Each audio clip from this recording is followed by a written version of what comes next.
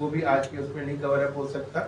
तो anyway stress को कैसे कम कर सकते हैं, कोई और बताएगा? जैसा आपने कहा कंटेंट कनात, ठीक है, और कॉम्प्रोमाइजेस गुड, और मेडिटेशन वेरी गुड, ठीक है, और सर उन चीजों के साथ वक्त गुजारकर जो हमारी रूह के करीब हम अपना स्ट्रेस करें। खूबसूरत बात की, मेरी पसंद की बात है, ठीक है, वेरी गुड। लेकिन अब पता चला कि हमारी रूह को कुछ खास चीज चाहिए, तो फिर उसके साथ आप कैसे वक्त गुजारेंगे? सर किताब भी हो सकती है, मौसीकी भी हो हाँ, सकती है। वो तो मतलब गाना मेरी भी आपकी हो सकती है, लेकिन इतने है। सारे लोग हैं, किसी की भी रूह की कोई भी चीज पसंद वाली हो सकती है। एनीवे वो भी डिपेंडेबल है, बात अच्छी है। स्ट्रेस को कम करने का जो सबसे बड़ा जो सिलसिला है, जो तारिक भाई ने आज बात अपनी गुफ्तगू शुरू की, मैनेजमेंट,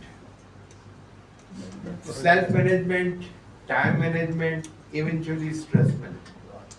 सेल्फ मैनेज होगा, टाइम मैनेज होगा, जो थर्ड एरिया है वो स्ट्रेस मैनेजमेंट का, वो खुद ब खुद कवर अप हो जाएगा, राइट? प्रेशर मैनेजमेंट भी होगा, प्रेशर मैनेजमेंट वो तो फिर 1 लाख चीजें उसके साथ सेकेंडरी वो है। मैं आपको ब्रॉड हेडिंग्स बता रहा हूँ, जो ब्रॉड हेडिंग्स 3 हैं: self management, time management, stress management खुद आ जाता है। फिर उसके अंदर एंगर मैनेजमेंट और पता नहीं कौन कौन सी मैनेजमेंट शामिल हो जाती है, लेकिन आमतौर पे जो समझने के लिए 3 ब्रॉड टर्म्स होती हैं।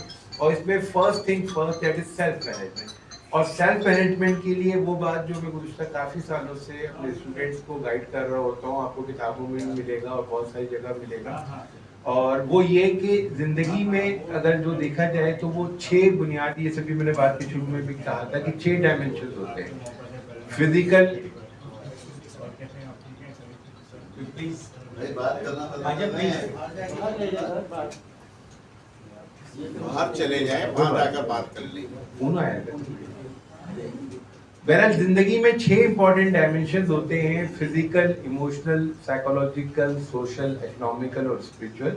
इन 6 के दरमियान तवाज़ुन को बरकरार रखना ज़रूरी होता है। 15-15 रुपए इन 6 डायमेंशन को दें, 100 रुपए इमरजेंसी फंड में रखें, 15 रुपए महावरतन बात हो रही है कि वो उसके आपके वसाइल हो, आपकी तवानाई हो, what ever things you have got, उसमें वो गड़बड़ ना हो कि हमारा फोकस 2 या 3 डायमेंशन में हो, बाकी सब नेग्लेक्ट हो रहे हो।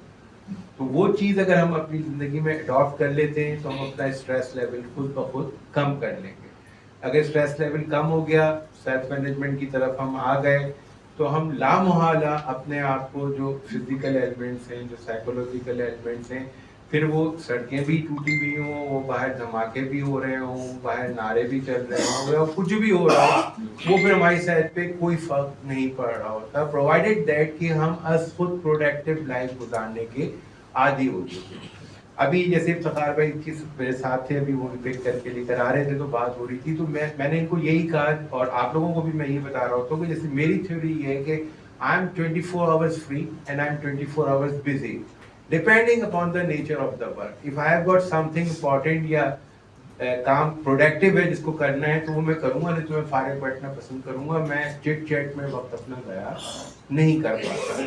तो वो एनर्जी जो मैं यहाँ सेव करता हूँ, वो 2 दिन के बाद, 2 घंटे के बाद, 2 हफ्ते के बाद किसी और जगह यूटिलाइज कर देता हूँ। यहाँ हम इतने इम्पेशेंट हैं, हमारी इम्पल्सिविटी है, हमारी इमोशनलिटी है, कि यहाँ हमें कोई ख्याल आया नहीं और हमने चाहा कि हम 4 लोगों को उससे मुस्तफीद कर डालें, तो उसमें प्रॉब्लम आ जाते हैं। मेरे ख्याल में टाइम हो गया, तारिक भाई ने घड़ी देख ली, 1 घंटा पूरा घड़ी में देखता रहता। अच्छा नहीं हुआ तो बहरहाल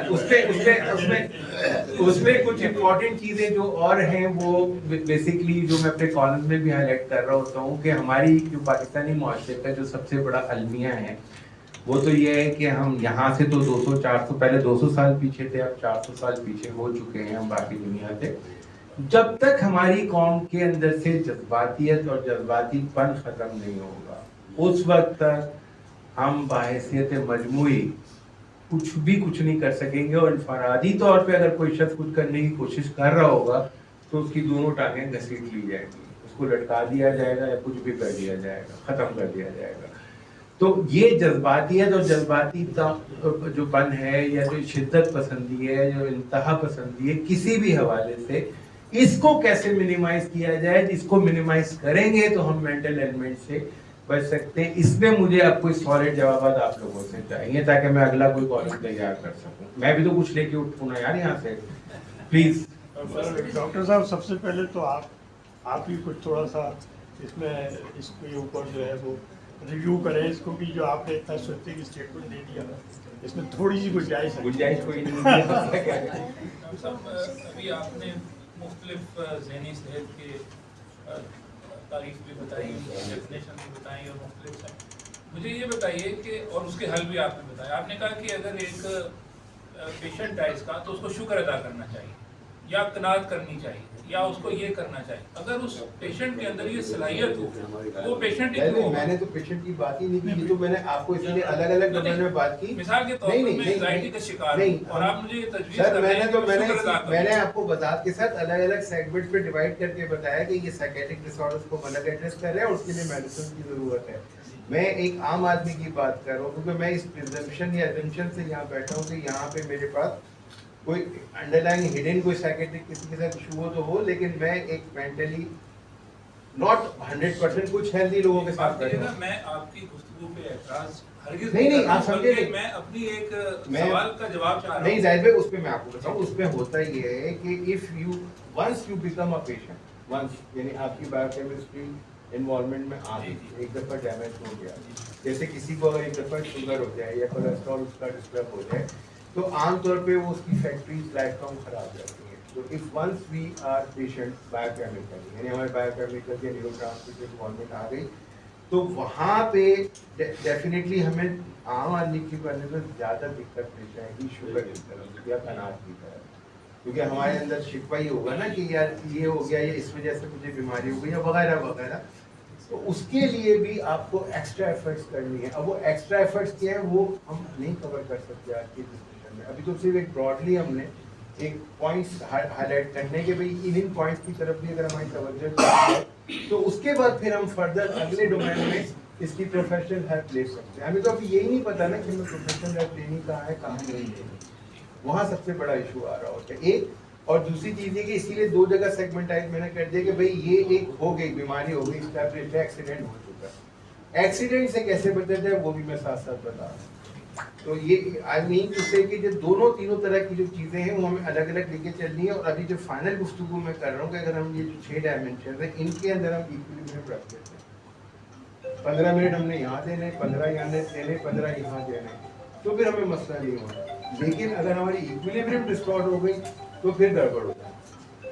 इतनी सी बात है। मेरा सवाल वैसे अभी भी उसी जगह पर है कि वो पेशेंट जिसके अंदर ये सलाहियत नहीं है कि वो शुक्र कर सके, कनात कर सके या मैनेज कर सके अपनी बीमारी को, वो खुद से आपके मशवरों में कैसे अमल नहीं कर करेगा? सकते, उसको मेडिसिन की जरूरत है। जी यही मैं आपसे उसको मेडिसिन की जरूरत है। मैं अगर गुफ्तगू शुरू मैंने इसीलिए साइकेट्रिक डिसऑर्डर से की थी कि उसको मेडिसिन की जरूरत है। उसके लिए हम कुछ नहीं कर सकते, पाँव टूट चुका है, प्लास्टर चढ़ाना पड़ेगा, अब we can not do anything. ये तो मैंने बताया ना, दोनों लोगों के लिए मैं साथ साथ बता रहा हूँ कि हमें इसका भी पता चल जाए कि कहाँ हमें मेडिसिन की जरूरत है और कहाँ हमें ऐसी चीजों की जरूरत है जहाँ हम उसको लेके चलते हैं। डॉक्टर साहब एक छोटा सा सवाल मेरे भी बेसिकली जब मैंने ये शुरू पढ़ा होगा क्या? सवाल का सेशन चल रहा है, डॉक्टर साहब सवाल ही तो कर रहे तो हैं। बस नहीं, सवाल नहीं, मैंने जब सवाल मांगा जवाब ओके चाहिए। ओके मुझे जवाब चाहिए। ओके बाद में मुझे जवाब चाहिए कि मेरे सवाल का कोई जवाब दिया तो मैं इसको आप कंटिन्यू सवाल दोबारा दोहरा दें। मेरा सवाल बहुत सिंपल सा है कि जो 6 हमारी जिंदगी के इम्पोर्टेंट डायमेंशन हैं समझने के लिए और अडॉप्ट करने के लिए, physical, emotional, psychological, social, economical and spiritual, इन सब में मेरी थ्योरी ये है कि बराबर का वजन होना चाहिए। ये बराबर का वजन कैसे मुमकिन है, आप में से कोई बता दें। एक मिनट शाहिद भाई, ये पहले बोल दो शुरू। मेरा जहाँ तक ख्याल है जो आपने सबसे अहम बात बताई है वो सेल्फ मैनेजमेंट। अगर हम अपने आप को किसी भी कायदे कानून या वक्त का पाबंद बना होते हैं और वक्त के हिसाब से तो ये सारे मसाइल जो हैं वो खुद हो जाते हैं। गुड, आप क्या कह रहे हैं भाई, आपके पास क्या जवाब है? शाहिद भाई कह रहा था कि आपने बहुत अच्छी बातें की, लेकिन मेरा ख्याल ये है कि जो है एक अहम प्रॉब्लम इस माशरे का है वक्त पे शादी नहीं होना, इंस्टिंक्ट बिहेवियर को रोकना। Good, very good, that's good, that's good. देखिए अब आपने मुझे कॉलम का उन्वान दे दिया मुझे, मैं इसी का इंतजार कर रहा था कि मुझे अब अगला कॉलम किस सब्जेक्ट में खातून का वक्त पे शादी ना होना किसी वजह से, बेशुमार और मर्दों का शादी ना करना वो कहीं ना कहीं इंस्टिंक्ट बिहेवियर को इस्तेमाल करेंगे even in the religious place.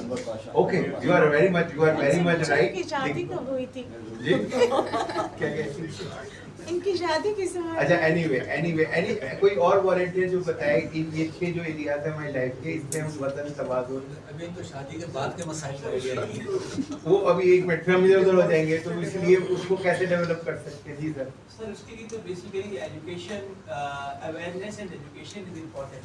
Basically हमारे यहाँ मसला ये है कि आज हम यहाँ पे बैठे हुए इसलिए कि लोगों को अवेयरनेस ही नहीं है, अंदाजा ही नहीं कि मेंटल हेल्थ होती क्या है। अगर हम इसी चीज़ को स्कूल लेवल्स के ऊपर हैंडल करते हैं, बच्चों को तालीम में शामिल कर दें, देन एवरीबॉडी स्टार्ट अंडरस्टैंडिंग और उस वही बिहेवियर उसके प्रैक्टिकल लाइफ के अंदर होगा। You are very much right sir, please you are 100% right. Issue ये कि जैसे मेरी एक और थ्योरी है, वो थ्योरी ये कि मैं हमेशा कोशिश करता हूँ कि वो बात कहूँ या लिखूँ जो मेरे अपने इख्तियार में हो। मैं इसको यहाँ से यहाँ तक कर सकता हूँ, मैं इतना कहूँगा, इतना वजन उठा सकता हूँ। जो अभी आपने बात की या अभी हमने सड़कों